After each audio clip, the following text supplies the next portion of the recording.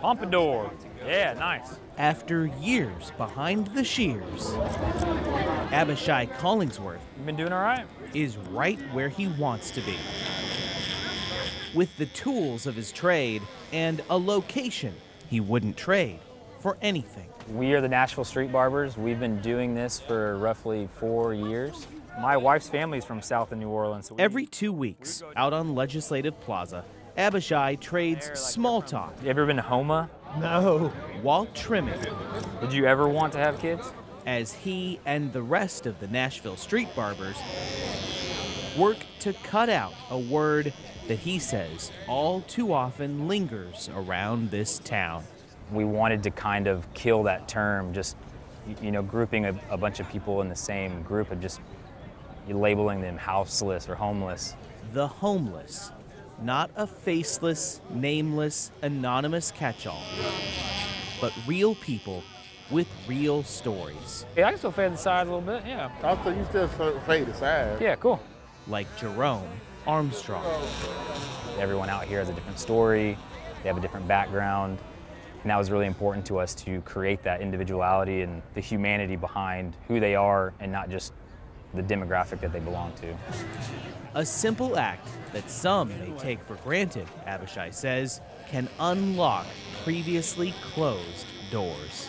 A haircut is a really powerful thing because it not only makes someone feel more empowered and feel better about themselves and look at themselves a little differently, it also helps other people look at them differently too, because I think that's a stigma as well, of like, oh, you don't look homeless. I feel great.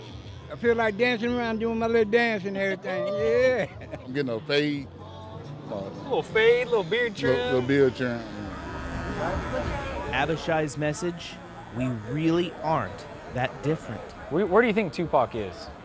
Right now? Yeah. Oh, he's somewhere around right now. And for this work, they'll accept not a dime.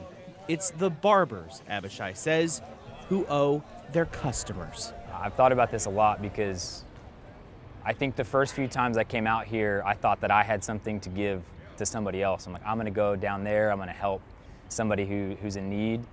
And ever since I started coming, I've realized that I'm really the one that's in need of a perspective change.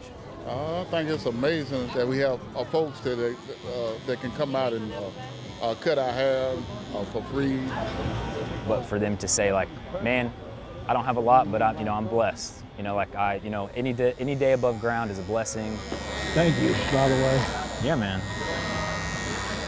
Not a bad lesson from the barber buzzing through assumptions. You have the stigma that's around it, but the moment you're just like, hey, what's your name? Where are you from?